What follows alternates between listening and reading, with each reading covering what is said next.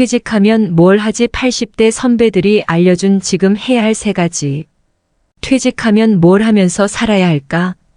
아무리 유능하고 성실한 직장인이라도 언젠가는 마주쳐야 하는 정년. 약간의 시간 차이만 있을 뿐 누구에게나 일선에서 물러나야 하는 때가 닥친다. 불안하고 막막한 퇴직 이후의 삶, 어떻게 준비해야 할까?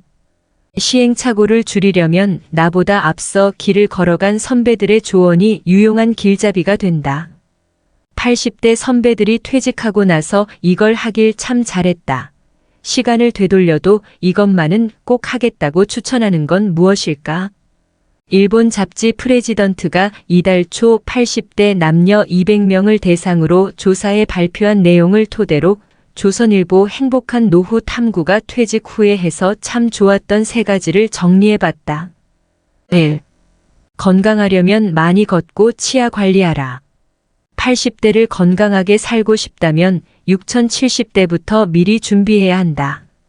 80대가 되고 나서 시작하면 늦다. 80살에 들어서면 몸이 하나둘 고장나기 시작한다. 보청기, 틀니, 지팡이, 약보따리가 일상이 되는 시기가 바로 80대다. 그래서인지 현재 건강 수준에 만족하십니까? 란 질문에 매우 만족한다고 응답한 80대는 전체의 14.5%에 불과했다. 오히려 만족하지 못한다는 부정적인 대답이 21.5%로 더 많았다. 인생 후배들을 위한 건강관리법에 대한 질문에는 평소에 열심히 걸어라라는 응답이 전체의 77%로 가장 많았다.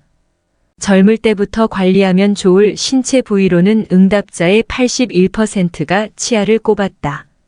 그 다음 허리, 하반신, 눈, 머리 두발 순이었다. 김현정 서울대 치대 교수는 구강 건강이 나빠지면 노쇠 위험이 높아진다는 연구가 나와 있을 정도로 구강 건강은 노년기 삶의 질을 좌우한다면서 치아와 잇몸이 부실한 고령자는 영양 섭취를 제대로 하지 못해 기력이 금방 쇠하는데 이렇게 되면 근력 저하와 반복적인 낙상, 만성질환 악화 등의 위험이 커진다고 말했다. 고령 환자들 중엔 씹을 때마다 아파서 먹는 게 겁난다는 하소연을 많이 합니다. 구강 관리의 기본은 올바른 양치질입니다. 양치질은 나이가 들수록 더욱 중요하고 얼마나 제대로 하느냐에 따라 노후가 달라져요. 양치질을 제대로 하지 못하면 치아가 썩고 식욕 저하로 만성적 영양 불량 상태에 빠지기 쉽습니다. 요양원에 계신 어르신이 갑자기 식사량이 줄면 치과 질환을 의심해야 합니다. A. 자식한테 손 안 벌릴 만큼은 모아둬라. 노후 생활비는 평생 동일한 금액이 필요한 것이 아니라 나이가 들수록 점점 감소하는 경향을 보인다. 은퇴 직후엔 바깥 활동이 여전히 왕성하기 때문에 은퇴 이전과 비교해 생활비는 비슷하게 든다. 그러나 나이가 들수록 외부 활동은 뜸해지고 배우자 사망 등의 변수도 생겨 가계 씀씀이는 점점 감소한다. 80대엔 5060대에 쓰던 생활비의 절반만 있어도 충분하다는 은퇴 전문가도 있다. 베스트셀러 87세 비즈니스맨, 지금이 최고 전성기를 펴낸 88세 코리아 마시로 씨는 나이가 들수록 소비 욕구가 약해지기 때문에 큰 병에 걸리지 않는 한 그렇게 큰 돈이 필요하지 않다면서 퇴직하고 돈을 더 많이 벌겠다고 자꾸 욕심을 내면 오히려 삶의 균형이 깨져 불행해지기 쉽다고 말했다. 노후 자금은 얼마나 준비해야 할까? 설문조사에 참여한 80대 남녀 200명은 자식에게 손 벌리지 않을 정도의 저축은 해둬라라고 했다.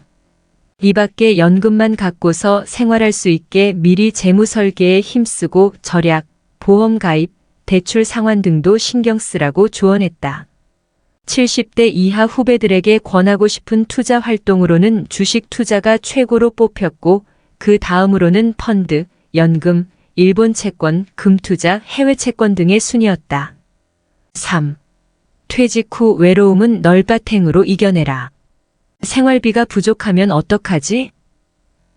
퇴직 후의 삶에 대해 대다수 사람들은 돈 걱정부터 한다. 하지만 80대 선배들은 노년엔 돈보다는 외로움이 더 문제라고 말한다.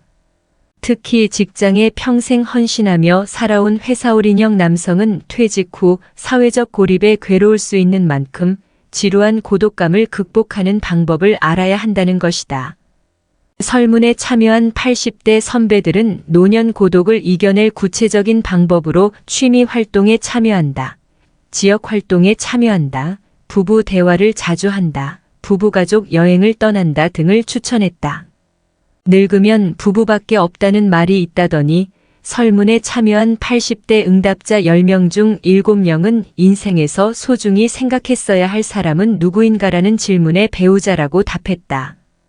퇴직 후 고독감을 없애기 위한 최고 방법은 재취업이라는 의견도 있다. 회사에 매일 가서 사람을 만나면 고독감은 저절로 해소된다는 것이다. 또 출퇴근을 매일 하면 자연스럽게 건강도 유지되고 작게나마 수입도 생기니 그야말로 일석삼조다. 88세인 코리아 마시로 씨는 회사 정년은 회사가 정하는 것이라고 생각하지만 그럴 필요가 없다면서 일할 의욕이 있고 몸이 허락한다면 내 정년은 100세라는 생각이 필요하다고 말했다. 노후 전문가인 오오에 히데키 씨는 회사올인형 남성들은 퇴직 후에 인간관계가 끊어지면 심각한 고독감에 우울증을 앓곤 한다면서 회사에서 친구라고 생각했던 사람들은 그저 직장 동료일 뿐이고 친구는 아니다라고 말했다. 퇴직 이후의 인간관계는 회사 다닐 때처럼 긴밀할 필요는 없고 널밭 넓고 얇고 행복하게이면 충분하다고 오오에 씨는 덧붙였다. 50부터는 인생관을 바꿔야 한다의 저자인 사이토 다카시 씨도 퇴직 남성은 가만히 있기만 해도 주변 분위기를 가라앉게 만들기 때문에 다들 자리를 피해줬으면 하는 존재로 여긴다면서 평범한 장년 남성을 나서서 좋아해줄 사람은 세상에 없다는 점을 자각해야 한다고 말했다. 노년 자존감 잃지 않는 법 은퇴 후 꼭 필요한 노후 준비 3가지. 나이 40이 되었을 때다. 직장 생활을 시작한 지 엊그제 같은데 40이라니 갑자기 어른이 된 느낌이 들었다. 40이라면 인생의 반환점에 이른 나이인데 과연 직장 생활을 언제까지 할 것인가 하는 생각도 났다. 매체 보도를 보니 주된 직장에서 퇴직하는 나이가 50이라고 한다. 일단 나이 50에 퇴직하는 계획을 세웠다. 그리고 은퇴 후 어떻게 살 것인가를 고민하며 먼저 살았던 사람들의 발자취를 찾아보았다. 그러다가 어느 날 눈에 띄는 글을 발견했다. 19세기 폴란드 시인 노르비트가 쓴 글인데 그는 인생을 행복하게 살기 위해서 3가지 일이 필요하다고 한다. 3가지 일이라고? 그게 뭐지? 바로 먹고 사는 일, 재미있는 일, 의미 있는 일이다. 그에 의하면 3가지 중에서 1가지가 부족하면 삶이 드라마틱해지고 2가지가 부족하면 비극이 된다고 한다. 그러므로 이 3가지의 일이 균형을 이루는 삶을 살아야 한다는 것이 글의 요지다. 그의 주장에 고개가 끄덕여졌다. 3가지 일이 필요하다는 생각에서 이를 중심으로 은퇴 계획을 세웠다. 첫째, 먹고 사는 일이다. 돈이 많은 부자라고 해서 모두 행복할 수는 없지만 먹고 살기가 어렵다면 그것도 행복할 수 없는 일이다. 그러므로 최소한 먹고 사는 것이 해결되어야 한다. 둘째, 목숨을 바칠 정도로 재미있는 일이다. 많은 사람이 은퇴 후에 무엇을 할 것인지 고민하지만 좋아하는 일을 물어보면 대개 없다고 한다. 그래서는 곤란하다. 우선 자신이 좋아하는 것을 찾아야 한다. 셋째, 의미 있는 일이다. 사람들은 내심 의미 있는 일을 하고 싶어 한다. 자신도 이 땅에 흔적을 남기고 싶은 것이다. 그러나 먹고 살기에 급급해 막연히 그 일을 뒤로 미룬다. 은퇴는 바로 이런 일을 할 수 있는 기회다. 직장 생활을 할 때 가까운 친구들과 은퇴 후 투자 클럽을 결성했다. 나는 이 투자 클럽을 통해 먹고 사는 일의 일부를 수행하고 있다. 게티 이미지뱅크. 직장 생활을 할 때 가까운 친구들과 가끔 책을 읽고 독후감을 나누었다. 언젠가 이들에게 은퇴하면 투자 클럽을 하나 결성하는 것은 어떠냐고 물었다. 그랬더니 다들 좋다고 맞장구를 쳤다. 우리는 매월 격주간으로 2번씩 모이기로 하고 몇 가지 원칙을 정했다. 주식이나 채권에 투자한다면 수익을 올리기보다 손실을 보지 않는 쪽에 더 비중을 두었다. 모두가 공감하면 투자하지만 한 사람이라도 부정적이면 투자하지 않았다. 물론 이렇게 내린 결론이 늘 옳았던 것은 아니다.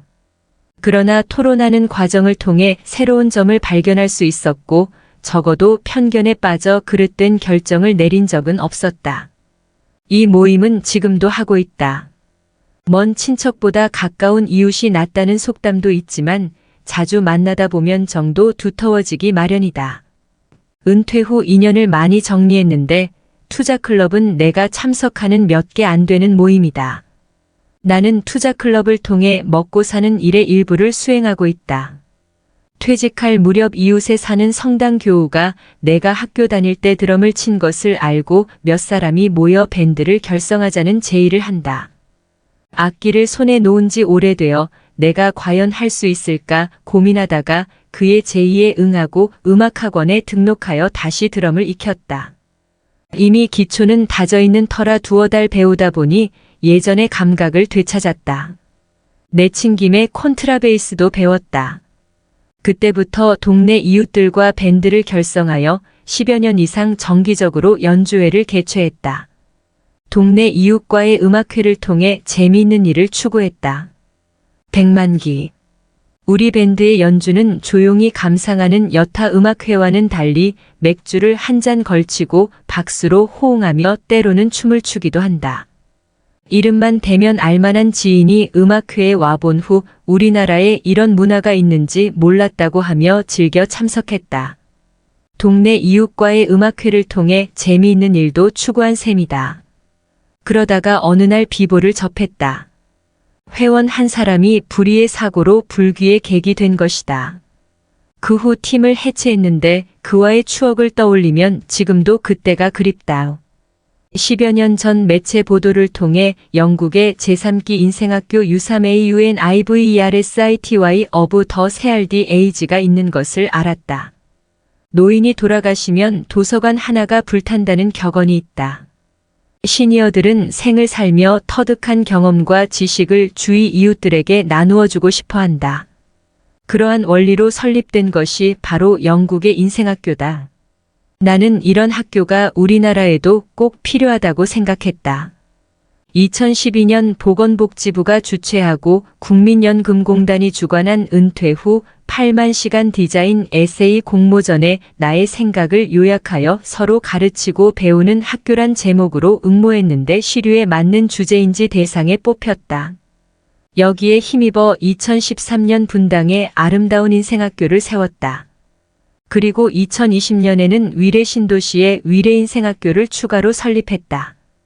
인생학교 설립은 내가 추구했던 의미 있는 일 중에 하나다.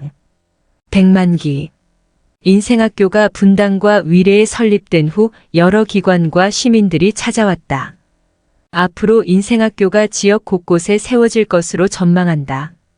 최근 경기도 관계자와 산하도시에 인생학교 설립을 모색하고 있다.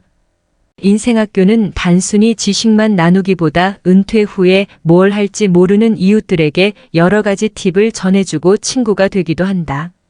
통계청에 의하면 우리나라 노인의 자살률이 OECD 국가 중에서 1위라고 하는데 인생학교가 전국으로 보급되면 자살률도 어느 정도 낮출 수 있지 않을까 기대하고 있다. 인생학교 설립은 내가 추구했던 의미 있는 일 중에 하나다. 지금까지 노후에 행복하게 살 수 있는 일 3가지 즉 먹고 사는 일, 재미있는 일, 의미 있는 일의 사례를 소개했다. 사람마다 가치관이나 관심사 그리고 경제적 눈높이가 달라 어느 것이 정답이라고 딱히 정할 수는 없으나 노르비트가 권한 3가지 일이 인생 2막을 살아가는데 해답은 줄 수 있다고 본다. 흔히 은퇴 준비라면 먹고 사는 일에만 치우치기 쉬운데 3가지 일이 균형을 이루도록 후반생을 잘 설계해야겠다.